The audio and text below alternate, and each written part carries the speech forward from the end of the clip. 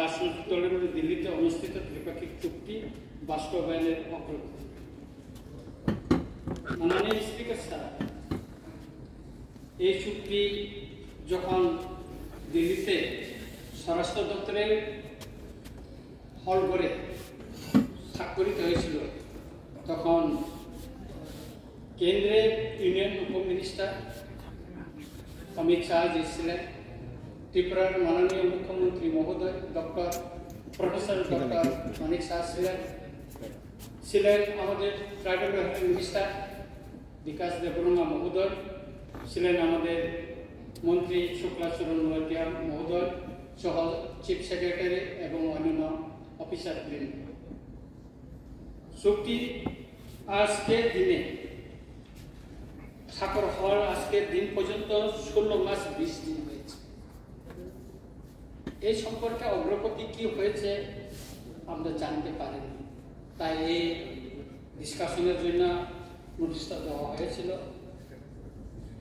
আমি চুক্তির বিষয়বস্তুটা এখানে কিছু বলবো, আমি সবটা পড়ব না। এখানে বলা হচ্ছে history, land rights, political rights, economics development, identity, culture, language.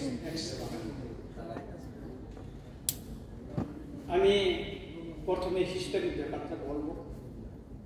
ত্রিপুরার এক সময় রাজন্য শাসিত ছিল। রাজন্য শাসিত বিজড়িত অনেক মন্যমেন এখানে আছে, যেগুলি রাজার সময় ছিল।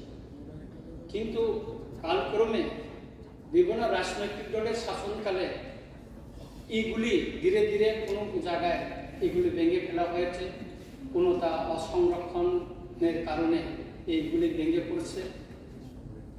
এভাবে আস্তে আস্তে ইতিহাসটা মুছে যাচ্ছে।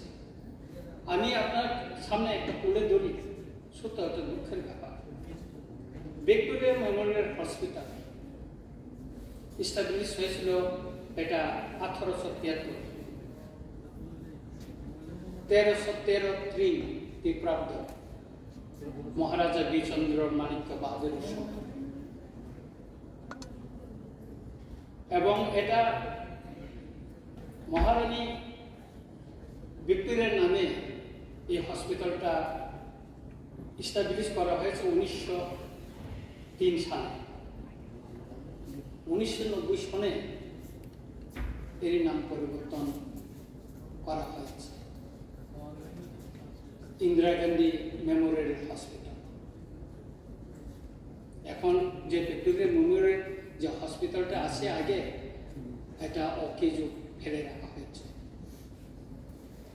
আমার প্রশ্ন হচ্ছে, এখানে ইন্দিরা গান্ধী মেমোরিয়াল হসপিটাল হোক, বড় করে হোক, যেটা নিগ্রিমস শিলংয়ে যেটা আছে মেঘালয়ে, এটার মতো বড় করে হোক, আমাদের কোনো আপত্তি নাই।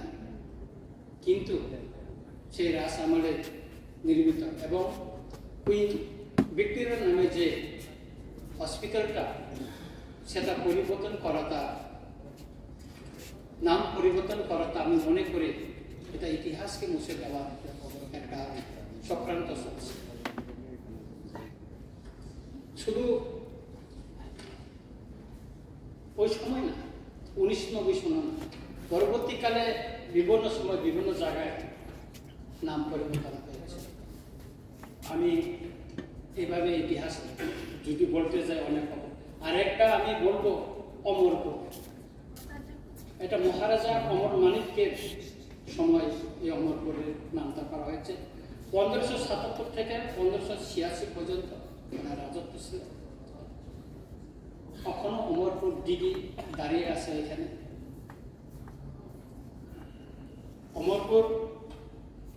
অমরপুরের রাজন্য স্মৃতি বিজড়িত পাকা বাড়ি অসংরক্ষিত বহু আছে। এখানে মহারাজার একটা স্ট্যাচু থাকার কথা, থাকলে ভালো হইত, ইতিহাস থাকতো, কিন্তু মহারাজার অমর মানিকের এখানে নেই। সেখানে একটা কলেজ হয়েছে বামফ্রন্টের আমলে, নাম দেওয়া হয়েছে আদিত্য মল্ল বর্মনের কলেজ। এই আদিত্য মল্ল বর্মন কে আমি জানি না। উনি ত্রিপুরার না ভারতবর্ষের লোক কিনা আমি জানি না, তবে শুনেছি উনি তৎকালীন পূর্ব পাকিস্তান বর্তমান বাংলাদেশের একজন কবি, বিখ্যাত কবি। তার নামে কেন ওইখানে করা হয়েছে আমি জানি না, কিন্তু ধীরে ধীরে কৌশলে মহারাজা অমর মানিকের নামটা মুছে দেওয়ার একটা চক্রান্ত বলে আমি মনে করি। এইভাবে ত্রিপুরা এই যে আষ্টাবক, এটা নাম পরিবর্তন করে এখন করা হয়েছে কি স্বামী বিবেকানন্দ ময়দান। আমাদের রাজবাড়ি 1350 বছর রাজত্বের কাহিনী। অজন্তা প্রাসাদের সামনে সূর্য সেন এবং ক্ষুদিরাম বসুর স্ট্যাচু সেখানে বসানো হয়েছে। ওনাদের তো বসানো আলাদা, কিন্তু এখানে মহারাজা অন্তত 20 মহারাজা বীর বিক্রম এবং মহারানী নিজেন কাঞ্চন প্রভা দেবী স্ট্যাচুতে থাকা ছিল। কারণ এই যে অজন্তা প্রাসাদ তার রাস আমলে নির্মিত হয়েছিল। এইভাবে ইতিহাস, সেই জন্য আমাদের চুক্তির সময় রাখা হয়েছে ইতিহাস। এই ইতিহাসটা রক্ষা করার জন্য এই পর্যন্ত কি ব্যবস্থা নেওয়া হয়েছে আমাদের জানা নেই। সেটা জানার জন্য এই সব ডিসকাশনটা আমি শিখিয়ে দিয়েছিলাম। তারপর আছেন ল্যান্ড রাইটস, জমির অধিকার। সেই বিস্তারিত আমি বলবো না। ত্রিপুরা ভূমি রাজস্ব ভূমি সংস্কার আইন, এটা সংশোধন করে আমাদের এখানকার ভূমিপুত্রদের যে জমির অধিকার সেটা খর্ব করা হয়েছে। সেটা বলতে গেলে অনেক সময় নেবে, আমি বলবো না। তবে এডিসি এলাকার জমি বন্দোবস্ত এবং বনভূমির জমির পাত্তা দেওয়ার জন্য আমাদের তৃতীয় এডিসি কাউন্সিলকে 2 বছর আগে একটা বিল পাস করে রাজ্য সরকারের কাছে পাঠানো হয়েছিল। এটা ভুল ত্রুটি আছে কিনা আমি জানি না। মাননীয় সুপ্রিম কোর্টের একটা ভার্ডিক্ট আছে, সেটা হচ্ছে রাজ্যপালের কাছে যদি কোনো বিল পাঠানো হয় 4 মাসের ভিতরে সেটা অনুমোদন করে দিতে হবে, নতুবা বিলটা ফেরত দিতে হবে। কিন্তু আমাদের সেই বিল রাজ্য সরকারের কাছে পরে আসে বলে আমরা জানতে পেরেছি। যদি ত্রুটি থাকে সেটা ফেরত পাঠানো হতে পারে, ফেরতও পাঠানো হয়নি, সেটা রাজ্যপালের কাছেও পাঠানো।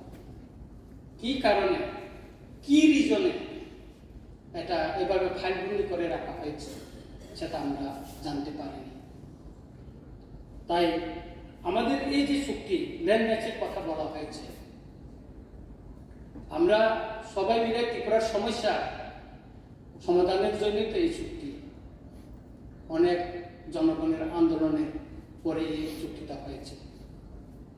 শুধু তাই নয়, বামফ্রন্ট আমলে খাস জমি এডিসি এলাকার ভিতরে অনেক প্রচুর খাস জমি এখন পড়ে আছে। ত্রিপ্রাসাদের জমি বন্দোবস্ত করার জন্য বা রেজিস্টার করার জন্য তেমনটা সহজ ছিল না। বামফ্রন্ট সরকার কি করলো, একটা নোটিফিকেশন বাইর করে যে এটা 2 গণনা বা 3 গণনার বসতি বাড়ি করার বেশি কেউ রেজিস্টার করতে পারবে না।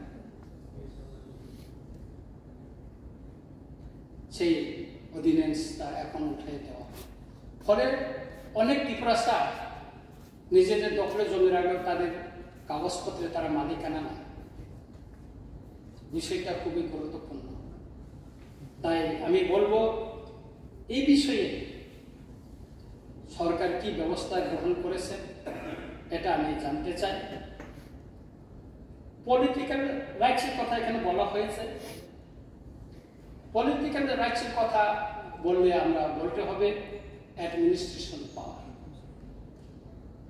এডিসি এলাকার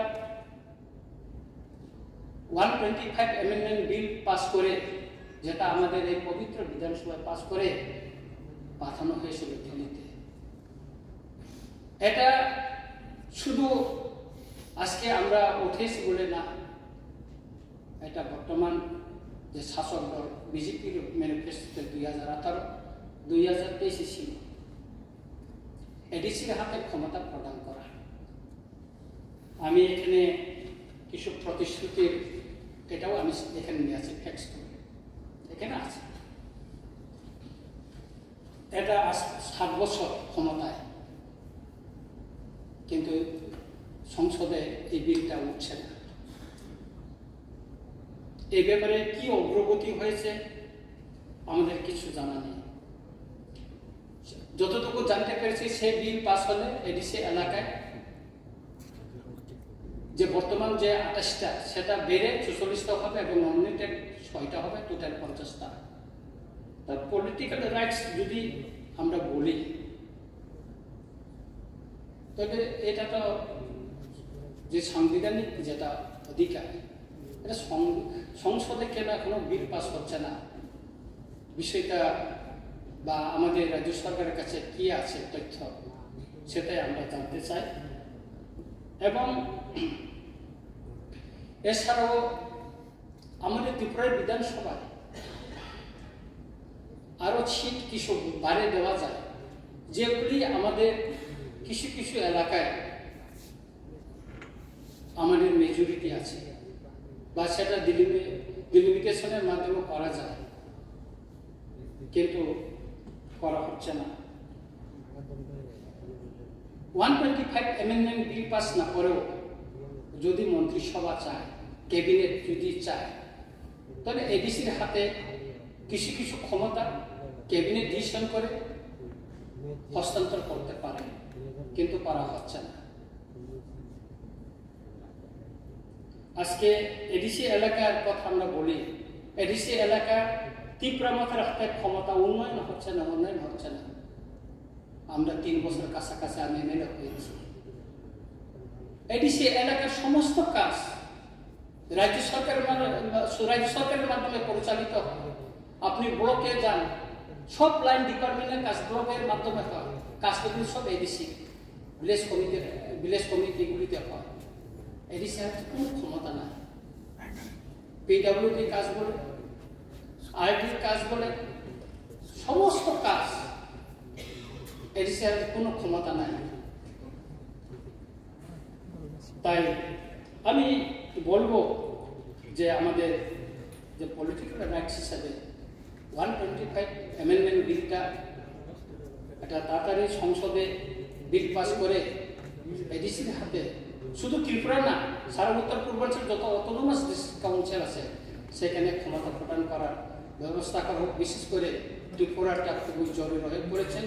এই বিষয়ে আমি জানতে চাইব কি অগ্রগতি আছে, সেটা যেন স্পষ্ট করে জানানো হয়।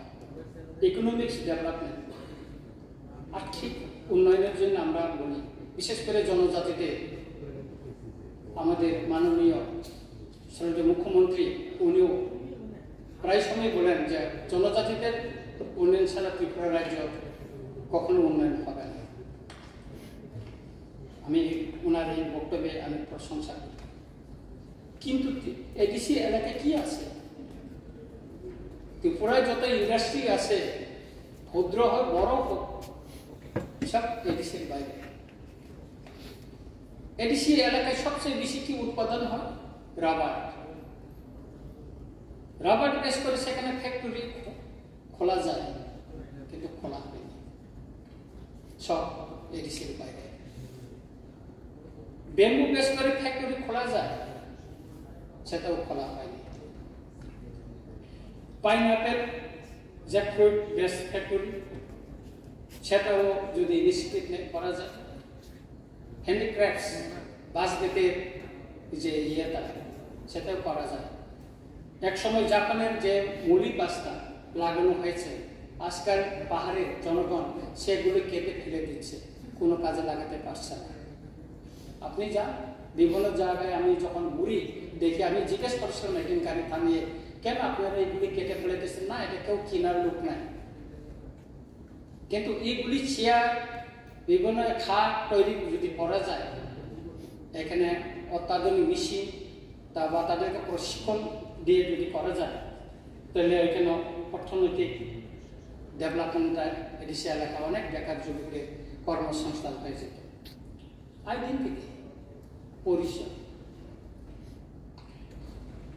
আমাদের পরিচয়ে যদি কথা বলি তাইলে আমি বলবো কাস্টমারি ল ব্যাপারটা। 19টা কমিউনিটির কাস্টমারি ল